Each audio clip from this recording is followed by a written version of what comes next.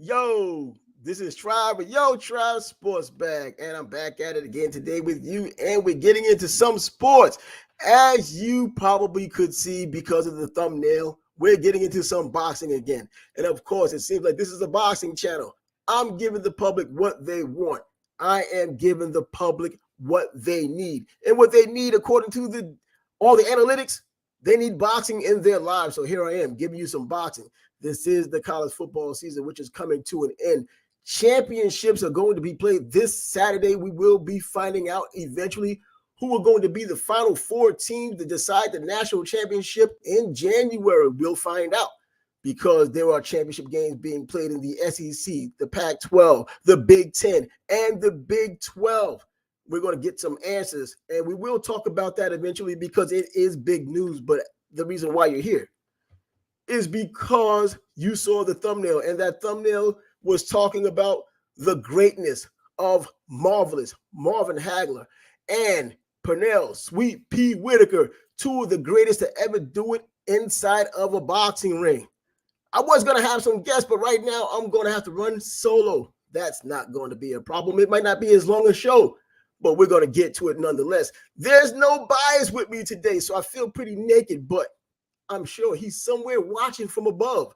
And I don't mean up there, but he's somewhere watching in Indiana as I do this. Anyway, Marvin Hagler, the marvelous one, the late Marvin Hagler. Ironically, the late Pernell Sweetpea Whitaker. Two greats together. We're going to try to break down, or at least I'm going to try to break down what I believe are their great traits and do the comparison contrast thing because of it. If you want to join us, get into the comment section. Drop a note, drop a comment, like and share this channel if this is the type of content you like. If you're a boxing head, this may be just exactly what you like. If you like football, I'll be doing that again. If you like basketball, college and pro basketball is here as well. We're going to get down to some things, but right now, boxing is on the list. And marvelous Marvin Hagler coming from New Jersey, then Brockton, Massachusetts. Pernell Whitaker from Virginia. Those two had illustrious careers, and in the annals of boxing, they are legends. They are absolute legends. They're on almost everyone's pound-for-pound list at one way or another. I'm not talking about the top 100. When you narrow it down to probably the top 50, top 30, maybe even top 25, you'll see both of these guys on that list, and rightfully so. Excellent boxers, changed the game in the way they fought when they fought the top competition available. How do I get to this conclusion? How do you compare greatness? Well, you have to have an eye for this kind of thing. And if you watch this show, you know that I have an eye for it. You know that bias has an eye for it. You knew that Lord has an eye for it. And Lord has now blessed me because now he's on the set. Lord is in the house. We're talking boxing. I thought I was gonna be going solo, but nah, you know what? I teach on Wednesday evenings, and I get long winded when I talk about this stuff. I love fighting, so I'm in there talking with I was like, oh yo, I gotta go, man, because normally we would have been done. But it's just me and him this evening. It's just the same kind of way. Me and my one student this evening, so I got kind of long winded. I was like, oh my god, I got 5 minutes, yo. Let me get out of here. So my apologies, brother. I meant to get here a little bit earlier. That's bet, man. So you're here now. So now we can talk a little bit more. It's not just me. And as you see right now on the screen, Ring Dragon TV is in the building as well. And we appreciate that. And we will appreciate anybody else who loves the fight game as we do, as we're trying to compare these two legends. You know as well, being the boxing historian you are, I know. If Bias was here, he would know. But we got to bring up what we have. And for those who decide to join the conversation, they can do just that as well. Marvin Hagler, Pernell Whitaker, both southpaws, both fighters had different styles of fighting, but they got to greatness nonetheless. What are your initial opinions on Marvin Hagler first and then Pernell Whitaker? You know what? Hagler's one of these dudes where, okay, I always like to pre-mention my own personal biases before I begin so that, I'm a human being. I'm from the great state of Maryland. One of probably arguably the greatest athlete to come out of my state is Sugar Ray Leonard. And as a kid, I was super biased as a child. When I look at Marvelous now, I have a more of an adult set of eyes versus, back in the day, you couldn't say nothing to me. It was a Sugar Ray all day. I didn't care. Him and Bruce Lee, you couldn't say anything. You couldn't say anything about either one of those Bruce guys. Lee. Yeah, as a kid, you couldn't talk bad about either one of those guys. But Marvin now, he's one of those dudes who much I compare to like Lennox Lewis in the sense that I don't know how appreciated Marvin was at the time versus now. Now, maybe not quite with the disdain because Lennox was not from the United States. So there were a lot more folks just based upon that. But I feel like when you look at Marvin over the decades, the appreciation for him matures more and more like a fine wine because this is a consummate professional. That's a real fighter. That's a real champion, man. That guy, again, I don't always want to make it be like about taking shots at a guy like Canelo, but Marvin wasn't going to be entertaining rehydration clauses or any of that. This is a man who's going to work hard. He's going to put that war cap on, and he's going to remove himself from his family. And you're going to have a hard night. You're going to have a hard evening with that guy. Again, my appreciation for him grows more and more with each year. Like I feel like he's like a James Toney in my mind in terms of the mindset, the chin, the ability, the know-how, just to grind you down. Marvin was real. Like that's a guy I wouldn't want to. If I could maybe, I don't want to use the word duck, but if I could guide my career without having to do that, I would have probably tried to do that. Enough people did that to him when he was coming up through the ranks. They ducked him as a contender because they knew how dangerous he was. We saw his record, and I continue to say that his road to the championship is arguably just as hard, or maybe quite harder than his title reign. I mean, he has those great names that we know of that made him the legend that he is. He might have been a legend just with the local Philadelphia circuit when he was going through those guys. It's funny you said Philly because he reminds me in a way of Bernard Hopkins had a similar ascension. This is a hard scrabble, former inmate kind of dude.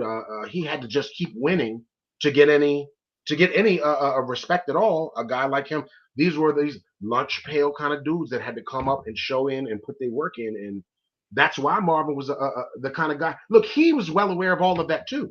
So he had an axe to grind. He had a chip on his shoulder. You don't want to get into a ring with a guy that's that tough, that's that strong mentally and physically, and he's got an attitude problem. Yeah, I wouldn't want to get it. He was ducked for a reason.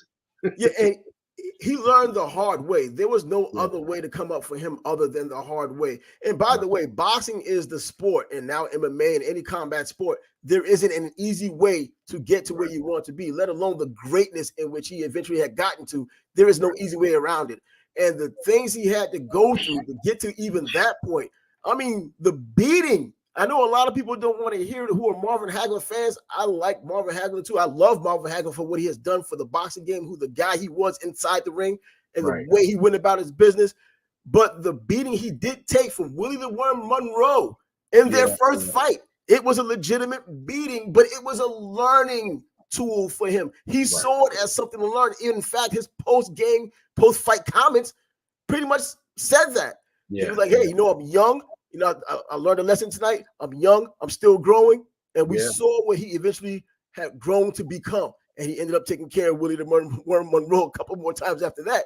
And became the most, probably even including Carlos Monzon, the most dominant middleweight.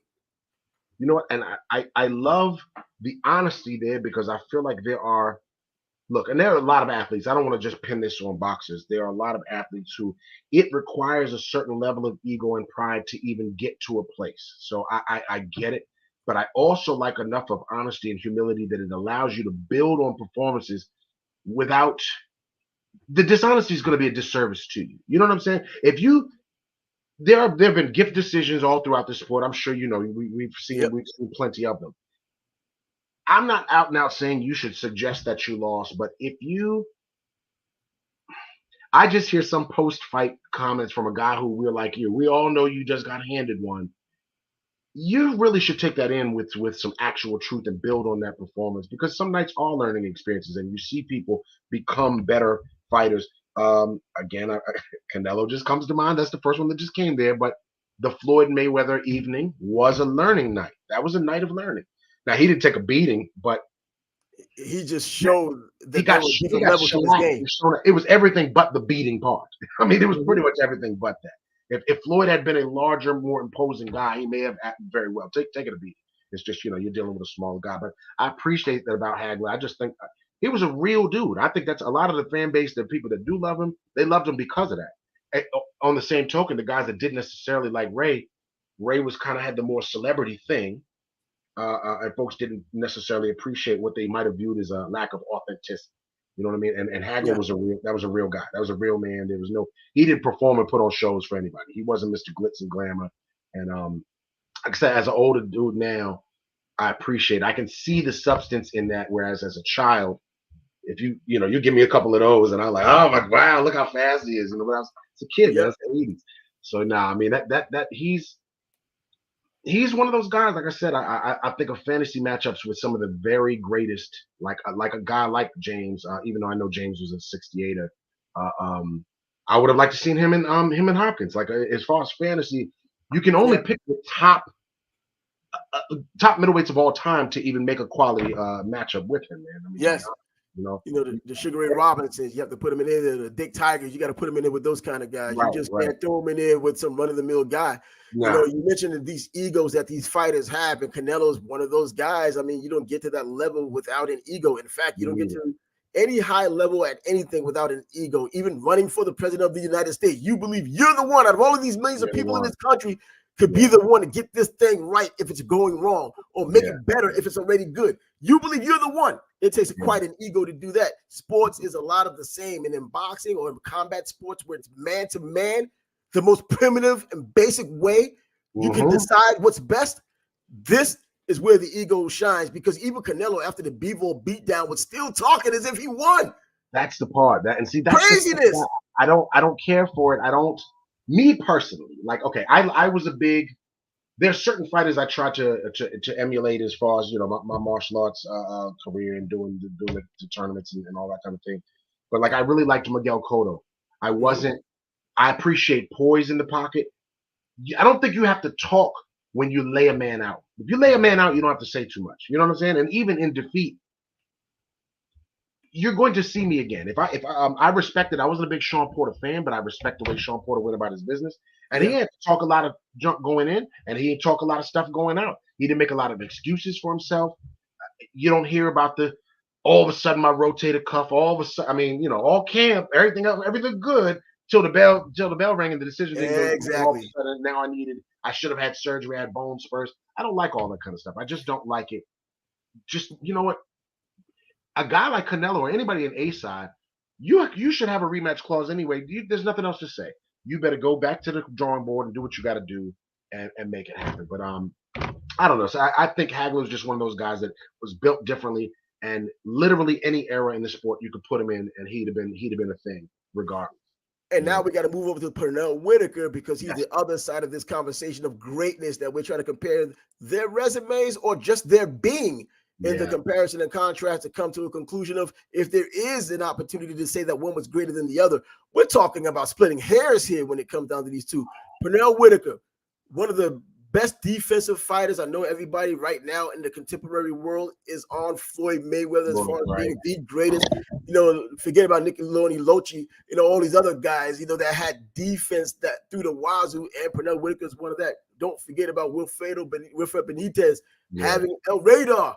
I mean, these defensive fighters, Floyd's definitely up there. There's no question about it. But I'm saying for the people who just think that today is the only time boxing's happened over the past 10, 15, maybe 20 years. Right. But Pernell Whitaker, I remember once hearing that fighting Pernell Whitaker was the equivalent of getting a Cadillac with a stick shift. Now, you can't come with a better comparison or analogy than that. you know what? My I feel like my grandmother used to always talk about a greased piglet. she's, What? she's from the South, so like it's like trying to catch a greased piglet is what she used to say. Oh, okay.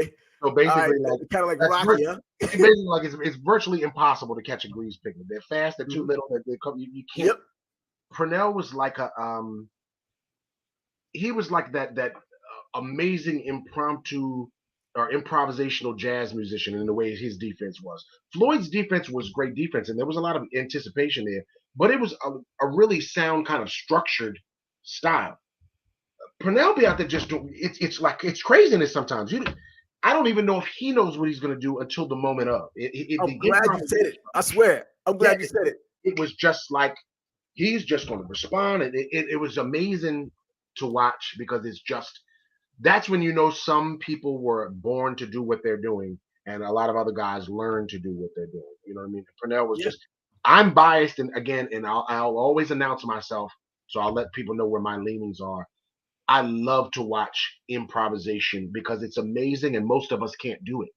Most of us are the athletes that we have to learn. We can't be Ali. We can't be Roy Jones. We have to learn to be Bernard, and we have to learn to be, we have to be, keep your fundamentals. Make sure your shoulders behind you. You know what I mean? You have to do it the right way, and you can't teach a guy to be like Sweetpea. You couldn't. That's not possible. And in when we're contrasting him with a guy like Hagler, Sweetpea's a lot tougher than I think people give him credit for. You see the playing around and he's doing all the stuff. But then when I think about like what was my man's name? Was it Hurtado? And I don't think Hurtado from Cuba. Right, and I don't think he'd ever been down. I mean, I don't think he'd ever gotten a stoppage that late, and then he ended up crushing him on the ropes and like the guy who can't punch almost knocked him to the ropes. I was like, oh my god, like yeah. So it's the man had the heart of a champion, and that's the thing that you can't teach that either. So I'm a little biased in what I. Also, I was a little bit older by the time Sweetpea was doing his thing too, so I was watching boxing more consistently and more intently by the 90s than the 80s. In the 80s, I was watching, but I'm still playing with some G.I. Joes too, so I wasn't as thick into See, I was born in 72, so I got a chance to see a lot of Hagler. You about like 3 years, so I wasn't and in my household, was your pops absolutely. That was fight time. I mean, there was time like when Sugar Ray Leonard fought Benitez, the entire family watched the fight. Wow. I mean, I remember one time my father decided to punish me for dumb things I do. Of course. And instead of saying not to go outside, he told me I could not watch El Chapo versus Camacho. Wow. Just kill me, man. Yeah. See, I still snuck out and was able to watch it under the table. My dad really just was never into sports at all. And my mom wasn't really either. So I gravitated to fighting off the jump. We had Saturday matinee Kung Fu theater, you know what I'm saying? Yep. Saturdays and then switched to Sundays. And down around my way, Sundays was on channel 54. So in Baltimore, you had to take the second dial. They wanted to tell you Spanish channel. Right. So anything with fighting, and then like I said, it was on the tail end of Ali. By then, I was seeing him with the it wasn't Raid. What was the commercials he was doing with the bug spray? And right. I don't know roaches. Yeah, right. So I'm seeing the tail end of him and the come. Yeah, right. And I'm seeing the come on of Ray and Bruce and all of that kind of thing. So whenever I saw Wild World of Sports for the weekend, I saw that little stick man with the gloves. Yeah, I was watching because cartoons were over, and I still want to watch TV. And I'm like, yo, there are people fighting on here, and that's how it started for me. Nobody made me do it, so I'm like, I'm watching. If I see that icon on, I'm watching. And it was all boxing in the household coming up. My brother had boxing magazines. We saw the older guys in the magazines that he had from. Man, if I would have kept those magazines, they might have been worth a lot more today. I never would have sold them because I just like hoarding things when it comes to something like that. But watching all of those great fighters and then going into the Saad Muhammad and watching him and seeing him inside the magazines and then getting a chance to meet him in person. I remember back when I was telling my mom, I was actually telling her that Lou Gossett Jr. was Marvin Hagler. She used to tell me, no, it's not. I'm sorry, I really thought those two were the same. You just reminded me of something so dope, and I don't know how many people you probably have seen it. But Diggstown, I love Diggstown with Lou Gossett Jr. You know what? I saw the movie. It's a boxing movie, right? Yeah. I didn't see the movie, but I knew that it existed. I saw the commercial. Even now till today, if you got just a boring Sunday or it's just some time, do yourself. I will be watching it this weekend after these college football games. I will be watching it. It's so much fun, and it is a dope. As a boxing guy, you're gonna love it. And then, like Lou Gossett, just that you said it, I was just like, yo, a lot of people have not checked that out. Please watch. Anybody watching, if you've not seen Diggstown, it's a little older, but trust me, it's fun. It's a fun boxing film, and there's not a whole lot of those. But anyways, my bad. You see it, right? You see the question up there. Which was each fighter's best win, in your opinion? What's okay? Now, don't nobody fry me. both of them might actually be their most notable loss. Is probably also their best win, depending on who you're talking to and about who. You know what I mean? A lot of people felt like he beat Ray. I'm my bias might prevent that. So if that's the case, if I'm going to remove that one, it's got to be Hearns to me.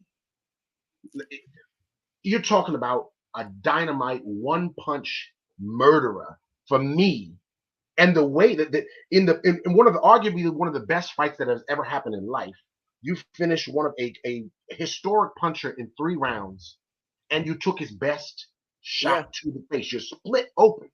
They're going to stop it if you don't do something about it. And he Yep. did something about it. And they carried him out there like a newborn baby or a wife over the threshold. Yeah, I His remember legs were that so part. done. So for me, that's Hagler. And I don't care what anybody says. Sweetpea beat Chavez. So I mean, Oh, that's come on. That was a I'm masterpiece that he did there. But I tell you what, a better masterpiece was his second fight with Ramirez, Jose Luis Ramirez in Virginia, Norfolk. yeah. I remember Dan Dierdorf was on that broadcast right there, and it was something else. Alex Wallow and Dan Dierdorf were the two commentators in that fight. Okay. That was such almost perfection. And it was Yeah. an embarrassment because of the last fight wasn't a loss, but they called it a loss in France when those two fought the Yeah. first time. But he now had won the title. He had beaten Greg Haugen. Now he got the opportunity Greg at home. Howard. Yeah, Greg Haugen, another one of those cuties, man. And by the way, Yeah. speaking of the cuties, Harold Brazier was another one of those guys who's a cutie kind of fighter, just like Ezzard Charles was a cutie kind of fighter, and Jersey Joe, those kind of cutie fighters. And Yeah. Pernell was able to master those guys as if they didn't know much of anything because, I love I mean, it. Hal Branch had over 100 fights. Now, he Yeah. didn't fight all top quality guys, but he's honed his skills and got the most out of his ability. And Pernell Whitaker just had a good time with him. You know, he You had a know, good time with Zuma Nelson. He made these guys look like they shouldn't have been in the ring with him. the professor. Yeah. I mean, it's because it's hard to do something with a force like Ali was like that. You can really put in terms of talent, physical, just specimens. Guys like Ali, guys like Sweet Pea, and guys like Roy Jones were just physical specimens. What are you going to do with them? They don't. How do you even spar to prepare for those kinds of guys? How do you get ready for Sweet Pea? I don't know how you do that. You Have two can't just guys get in the ring, outfalls. tag team in the ring. I swear, man, it's crazy. I just don't. I wish Sweet Pea was a little bit more disciplined outside of the ring. That's all of these guys. I mean, that's I all of mean, these guys. You know, with the exception of someone perhaps like a Joe Lewis, who was just and he was kind of scared stiff into playing that role because of what happened with Jack Johnson. You know how yeah, that story goes. So yeah, he had to pretty much play by the role, and then Ali just broke the mold and didn't do what anyone wanted him to do. He did what everybody needed him to do at that time, and that's how he became But yeah, a lot of people that okay, I realize there's a lot of aspects to a guy like Floyd Mayweather that makes it easy to, if not dislike, to criticize. But Floyd was disciplined outside of the ring. absolutely. If nothing else, that guy had discipline through the roof. Right. He worked hard. He put it all in. You just feel like if and then maybe I can't do this. Maybe just that's not the way the universe works. If Sweet Pea was that kind of guy, maybe he wouldn't have been the Sweet Pea that we know. I don't. I mean, Exactly. That's probably true. you Take can't the take guys away, the way they are. Right, right. I mean, Because a guy like Duran, he partied hard, but he'll come in there and knock your whole head off. I mean, this is what it is. that's who they are, and this is what got them to where they are. In addition Right. to probably the trauma they had as young people before they became the fighters they became. Right. All of this baggage they carried with them. I remember Clarissa Shields said the same thing with all the baggage she had from the time she was young and all the adversity she had to go through, kind of prepared her to be what she is now. And you can see she fights that fire that, especially for a woman, you don't see that kind of fire in a fighter. And she went through hell to get what she has. And, she's not my favorite person, but as a fighter and a person who loves boxing, I respect every bit of what she does in that boxing ring and what she does outside to prepare to do those things in the ring. Yeah, you have to. I mean, it's funny because, Terrence Crawford's been receiving a lot of heat lately. And I mean, honestly, my personal opinion, he kind of brought a lot of this on himself. But the chip on his shoulder from his upbringing, I think, is what has allowed him to case in point to what we were talking about. Mm-hmm. It's that chip that's got him to this place. It's that stubbornness that's got him here. I wish he was my friend. I wish I personally could call him and talk a couple of God, Terrence, man, we missed a moment here. We But you know missed a what? moment. But that's boxing, bro. We know the Yeah, great boxers and even the not so great boxers. We know about their background. I don't think yeah, there's hardly any boxer out there who became just one of those next level boxers who didn't have that type of fire from yeah, whatever happened in the past. You have very few of those fighters. I think Marco Antonio Barrera, right, was like a lawyer or something. And yeah. and then Muhammad Ali was a middle class guy. There was really no reason for him to fight other than a lost bicycle. You know I what I mean? think He just ended up you know what's loving it. coming up right now that may have a shot at breaking that. And I really love, if nothing else happens with their career, I love the way the Haneys Devin are Haney. I knew it. You were going to go there. him and his father, and the way that they're living and the way that they're moving in their relationships. They may very well be one of the most modern examples of that go against the grain of what is usually the case. Mike Tyson, everybody knows his upbringing was tumultuous and crazy. Bro, You know, Aaron Roy Pryor. Jones. I mean, the list literally is probably 95% of fighters that we know of had some hellacious things going on in their life to get them to that place.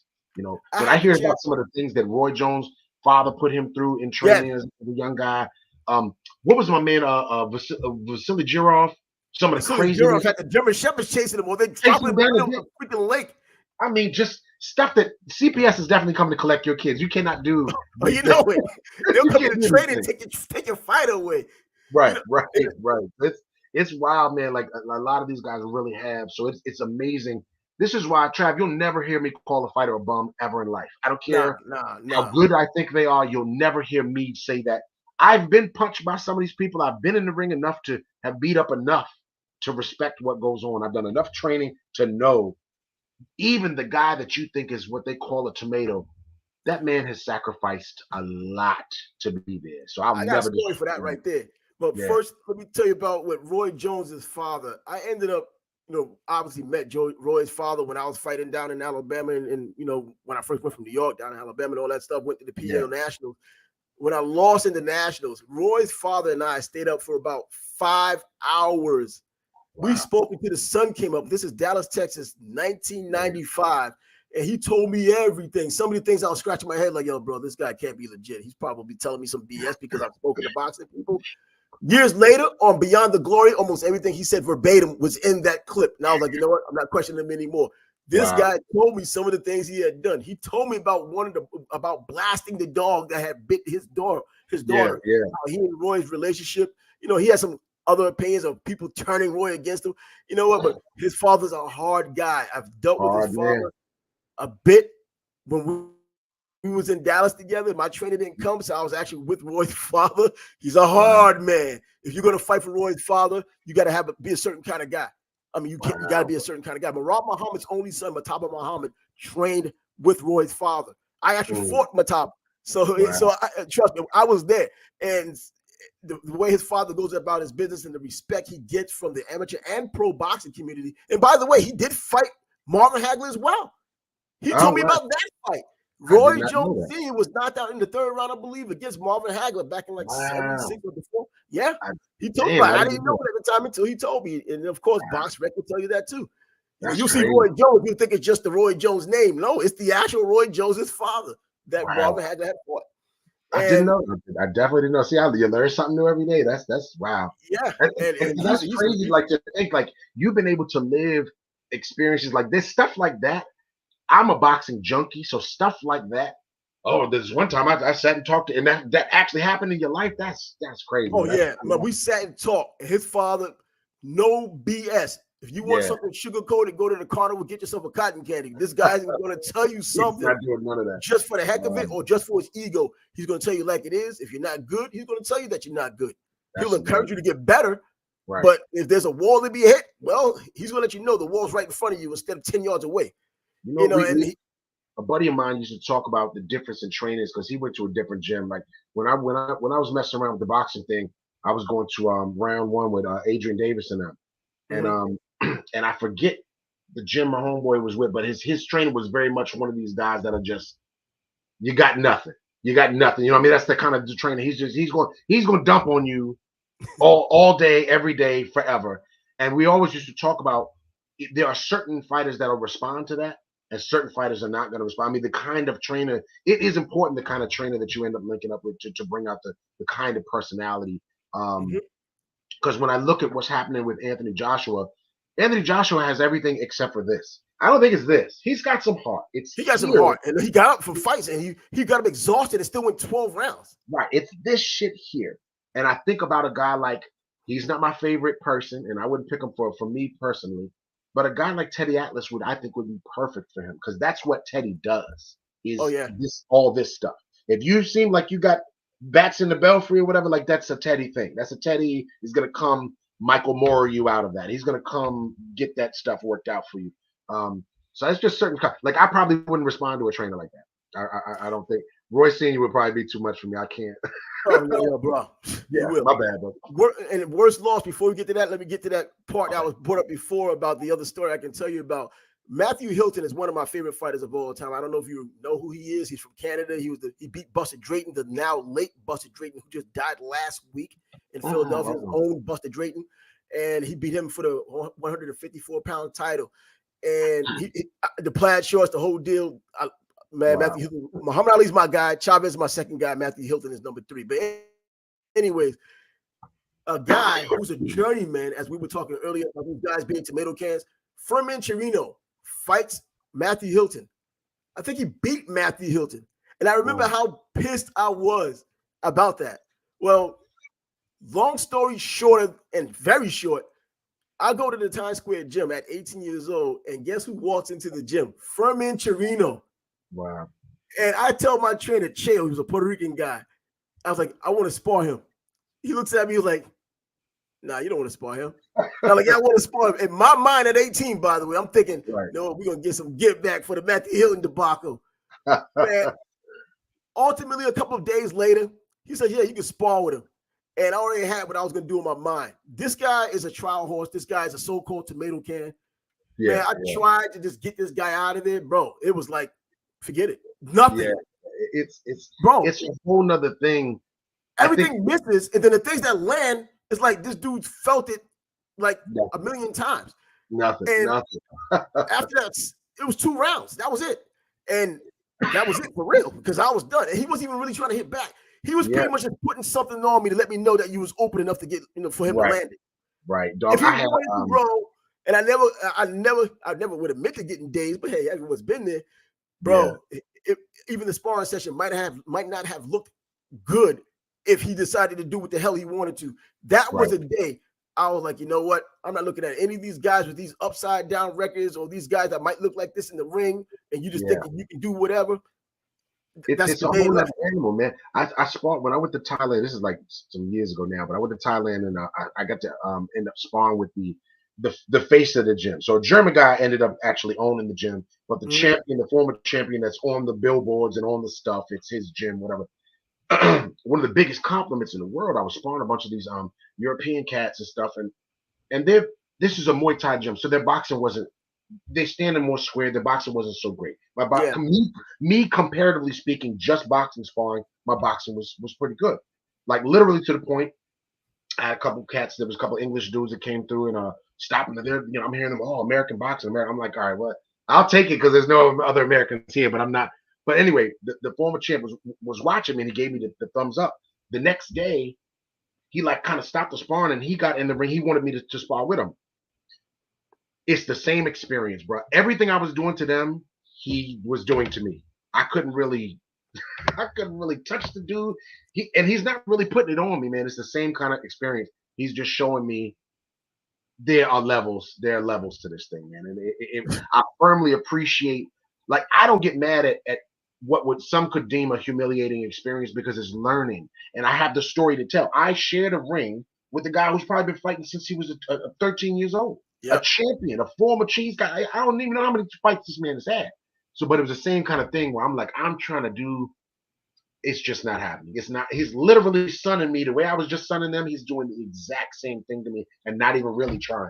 He's really just putting himself there, turning me the same way I was turning them. I mean, look, I love stuff like that. I don't take it personal.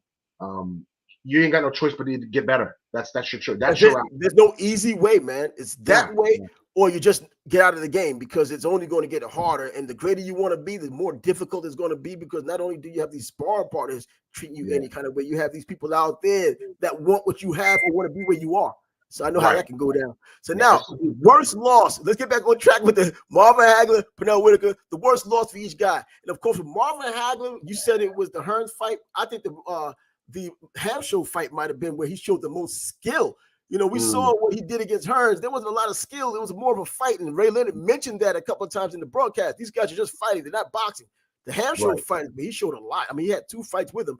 But the first fight, he showed a lot of skill in that fight and got him out of there. But the worst loss for these guys, for Pernell Whitaker, I don't know. I don't think Pernell didn't really lose. Pernell's never lost to The anybody but Trinidad fight, Pernell. because he was already on the That's what I was downside. going to say. Trinidad, I But think, broke his jaw in that fight, and he wasn't the Pernell we remembered because he was older. And you don't want to get out here and taking anything away from Trinidad. there was rumors about substance abuse. There was rumors about the drinking. I don't think Pernell has ever lost to anybody but Pernell, to be perfectly honest. I think he's done most of the damage to him. He's done to him. Because if that's Pernell, most fighters though. That's most great fighters. Mike did it to himself. Yeah. The only one who really didn't do it to himself, well, probably indirectly, is Muhammad Ali, and it was more of a social deal. And it wasn't one of these guys that used drugs and went down the tubes, or one of these other guys who did this, or even Chavez. He was on drugs, and Chavez Jr. just said a couple of months ago, "I live with a drug addict." Like some guys just age caught up. Like finally, I felt like Hopkins was in witness protection, and Age couldn't find out where his current address was for a long time. But even that, a clean living guy. Lennox knew when to pack it up because he wasn't, as far as I've ever heard, Lennox wasn't a big partier or a substance guy, that kind of thing. But I felt like Sweetpea, the Sweetpea I know, I don't see how Trinidad could really land punches on the Sweetpea that I know. But he should. 54 is probably a little bit too big for him anyway. And then, like you said, the time and wear and tear and that kind of stuff that's probably his worst loss. It certainly, for me, evoked one of those, when you just feel bad that you've seen the end of a thing. You're seeing the end of it. Yeah. And like Glenn Coffey Johnson with Roy, I knew the game is over now. It's over. Yeah. But Glenn Coffey was a tough dude. But yeah, I see. Right. For Roy to end that way, like that, against, and Johnson was a workhorse, but he wasn't like a one-hitter quitter. No, he wasn't. And Roy just kind of wilted. I was like, oh my God, like it's done. It's over. And I felt like consecutive KOs. Yeah, the Tito thing was the worst, I think. That was that marked the end. It was just, we're not coming back from this. This is it. This is it. I don't remember a depressing moment with Hagler. Like a depressing. I'll go back to that Willie the One Monroe deal. The first fight they had, he was beaten. He was bloodied in that fight. He was hurt several times, according to the ringside, and the scorecards weren't even close at the end. So this is a kind of a unanimous deal. And I know I've been in a couple of groups and people that love Marvin Hagler. They just want to say this guy won every fight.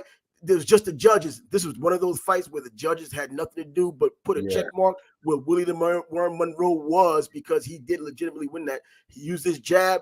He used the ring generalship. He had the experience. He used his length. He bloodied him. He hurt him. He hit him with a triple uppercut at one time. And Hagler fought back because that's what Hagler does. But as Hagler said at the end of the fight, it was a learning experience, and it ultimately gave us the Marvin Hagler we all respect and love now. I might have to mess around and go watch that. So I might have to YouTube that bad boy, because I'm, like I said early on, I'm kind of jealous, man, because I'm the oldest child, so no one was making it, and I have a brother making me watch nothing. I was the guy. So, and my father wasn't. So I was doing. I'm surprised when I look back that I was watching Wild World of Sports by myself, prompted by myself. 7, 8 years old, I'm watching this by myself. But some of that stuff is like, guys are outside with the bikes. You want to stay in here and watch TV on a Saturday, or you want to rip and run outside? Then I feel bad. Not bad. I had fun with that, but I would have loved to have had an older brother or uncle that to really, during those 80s fights, where some of those I didn't catch. Like I was watching, but it really, when you're at that age, it's the starstruck stuff. Sugar Ray started all the boxing for me. And then Mike Tyson solidified it for me. When I saw that, like 87, 88, I was like, oh my God. All right, now I never look back after Mike. I never look back at all. I missed a handful in the 80s because, again, my friends weren't junkies like that. I this was the beginning of a junkie attitude with me in boxing. But I might have to go back and actually watch that, because I don't know that I've ever seen that particular fight. And I don't have any memories of Hagler taking one like that. So I need to watch that. I need to see that. That's interesting. And I love pivotal moments in stories. Um, it makes or breaks the character. You know what I mean? You get to Yeah, see this is where again the to layers. bring up Floyd in just pivotal moments. A lot of people, detractors, and I try not to be a fanboy of anybody.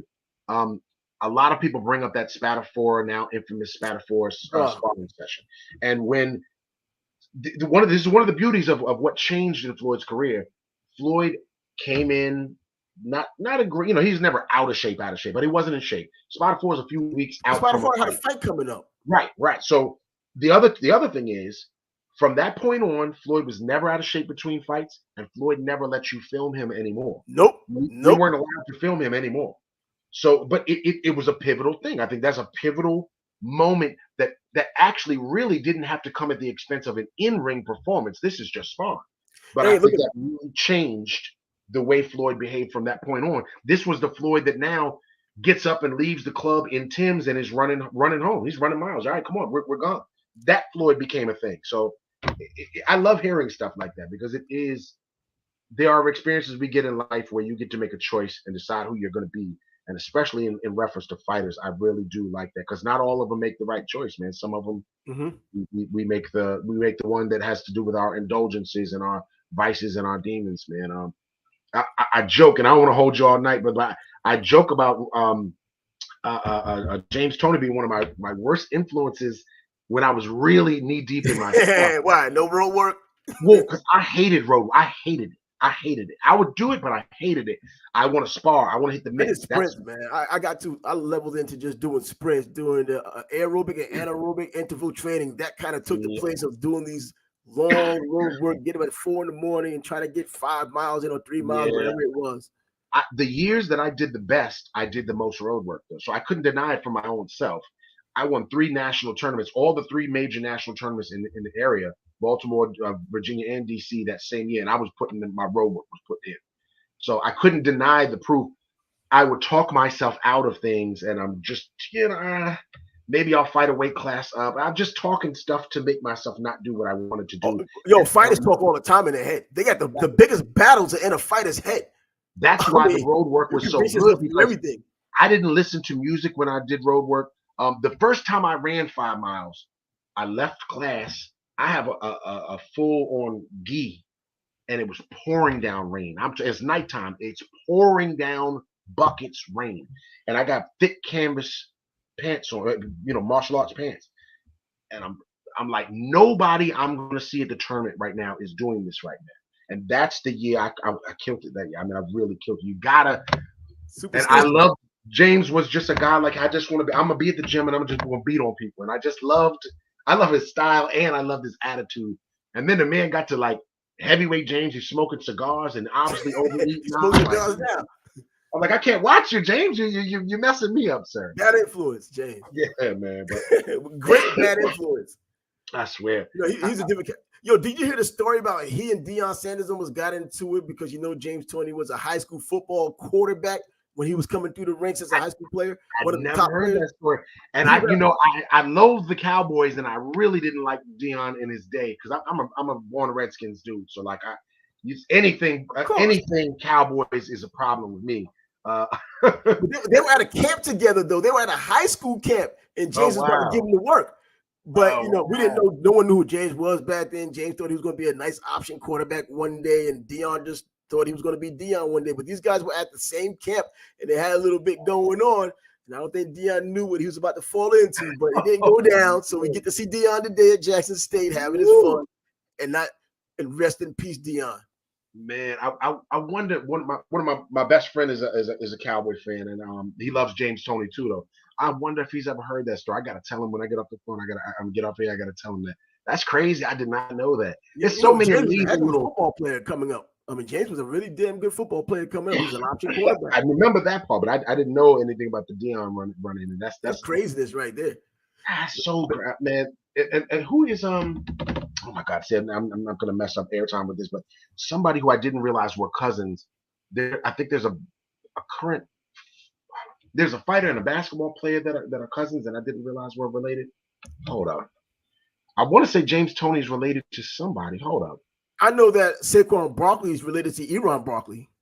Okay, so I swear James Toney's somebody's cousin that we know of in the sports world. I'm not going to ruin our time right now, but that's going to be one of those ones I'm going to be looking up at the ceiling tonight. Like, who was that? Boom, it's going to hit you.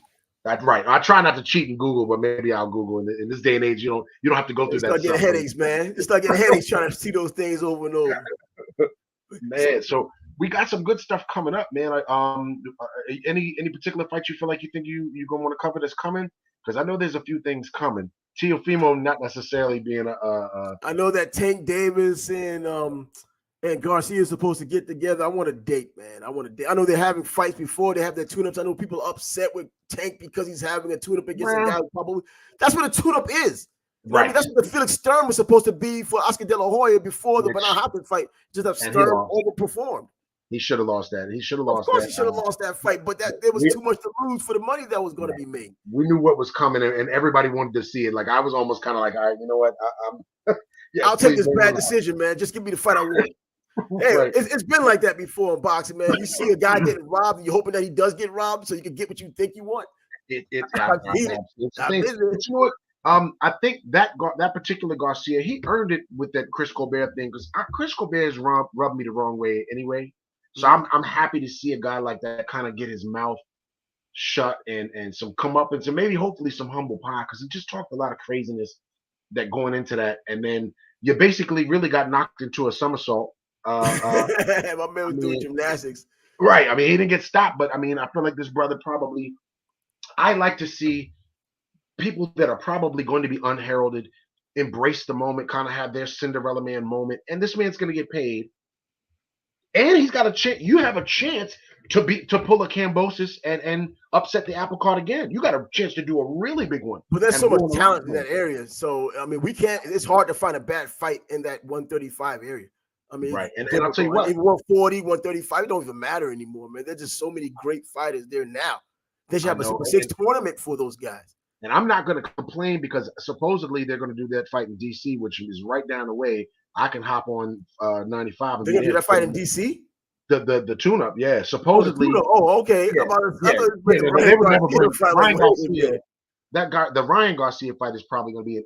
I'm betting LA. Vegas. More likely it'll be in Vegas. Yeah, that makes the most sense. At the Barclays, man. They're trying to they made a hell of a play, man, for a lot of big fights over the past. And I've still never been to the Barclays, so I wouldn't mind. But it's easy for me to get to MGM National Harbor. That's nothing. That's a 35-minute ride, yo. I could get down there.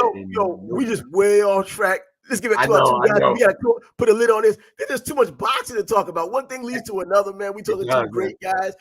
Now the final analysis is going to be, which fighter do you believe is the greatest? I'll start off with, I'm going to go with Marvin Hagler, and I know that some people may disagree a bit, and I will tell you why. Okay. Because Marvin Hagler, his run to the championship was almost as tough or tougher than his run when he finally became champion. Yeah. It took Tip O'Neill to get him an opportunity to fight. The Petronelli brothers really had to fight tooth and nail to get him the opportunity that he rightfully deserved. And when he got that opportunity, only one guy went the distance with him, and that was Roberto Duran. Even though Roberto was just 135 pounds once upon a time, we now know Roberto was a different kind of cat because not only did he give Hagler as much as he could handle, he went on years later and did the same thing in a winning effort against Eron Barkley, a big middleweight. So this is a special guy we're talking about. But Marvin Hagler, although he did not move up in weight, he still, in my opinion, has the better resume. He fought more fighters that were tough as hell. We're not even just talking about the Philadelphia guys. We're talking about the legendary guys. And even though the Ray Leonard fight ended the way it did, that was just a cherry on top of a career that was already done. Right. You know what I mean? And as far as Pernell Whitaker, he went up in weight. He fought at 135. He went and fought Chavez. 135, fought Chavez. He went up to 154. I mean, the names are there, but I don't think in terms of the overall top caliber, talented fighters that Hagler had fought. Now, another thing, Hagler made his name. Let's not forget, Hagler made his name off of all smaller fighters as far as those big name guys go, but not those guys that he had on the way up. Those were legitimate middleweights. Sugar Ray Seals, Willie the Worm Monroe, Boogaloo Watts, all of Biddy Briscoe, all of those dudes, all legitimate diehard middleweight fighters. Yeah. And so Pernell Whitaker, he does have the names, but he didn't fight enough, even though he moved up in classification. And by the way, that Chavez fight was a catch weight fight at 145 pounds. Yeah. Chavez 142, Whitaker 145.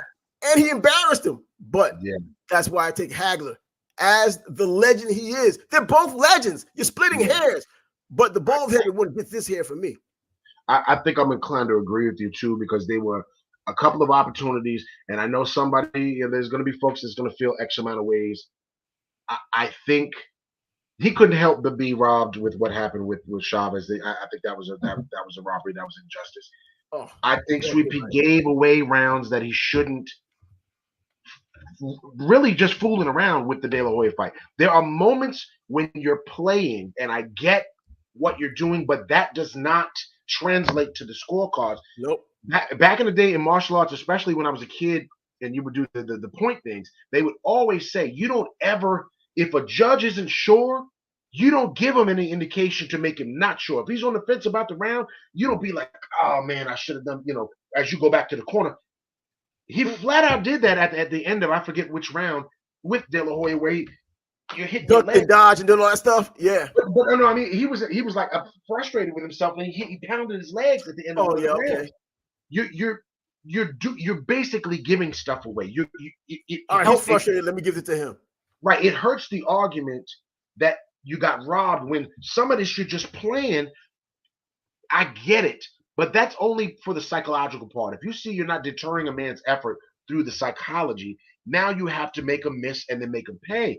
Otherwise, I've gotten in arguments about, and I'm not going to take us too far off the yellow road of promise, but with Tyson Fury versus Wilder in the first fight, the early rounds, there are people that are trying to tell me that Tyson Fury was this busy guy. It's a lot of herking and jerking and farting around, but those aren't scoring. That's a Klitschko fight.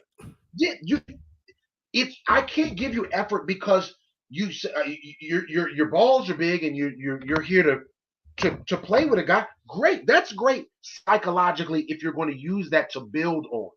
But just for the sake of doing it, you can lose rounds that way. And I thought that Sweetpea did himself a disservice with De La Hoya. So I'm inclined to agree with you. There were a couple of big fights. One wasn't his fault, and then the other I kind of feel like it was.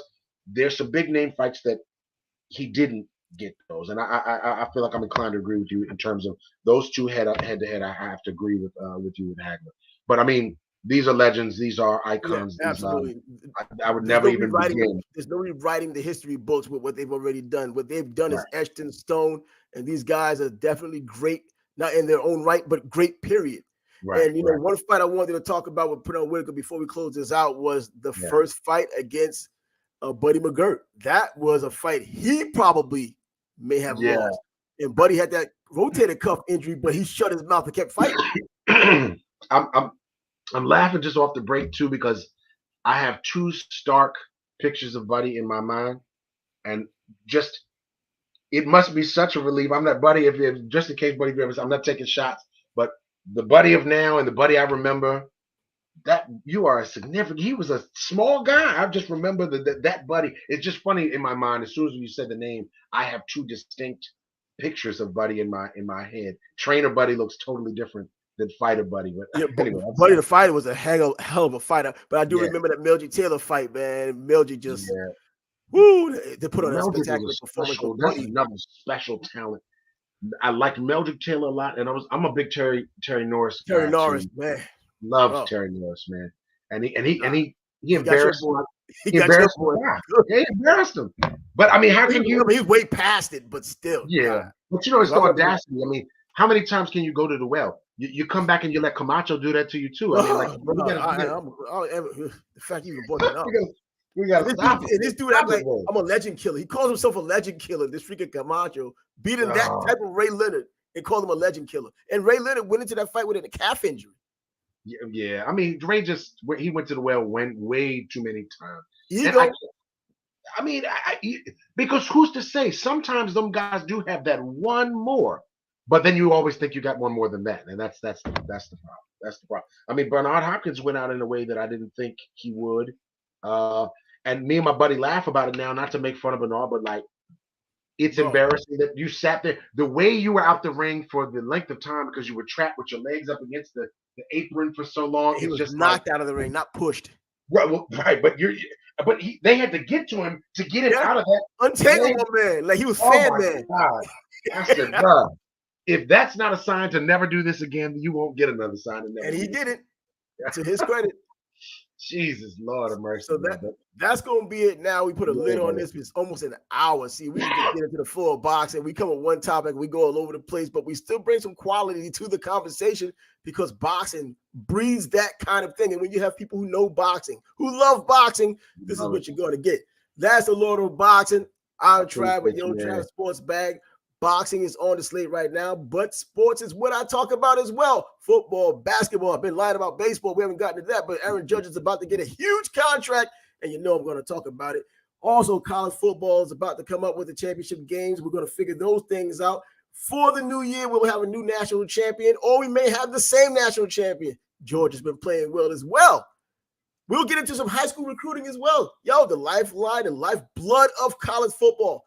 I'm getting on top of it because that's what I've always done. This isn't new to me, for the Lord. And for me, Yo Trav. Until next time. Appreciate y'all.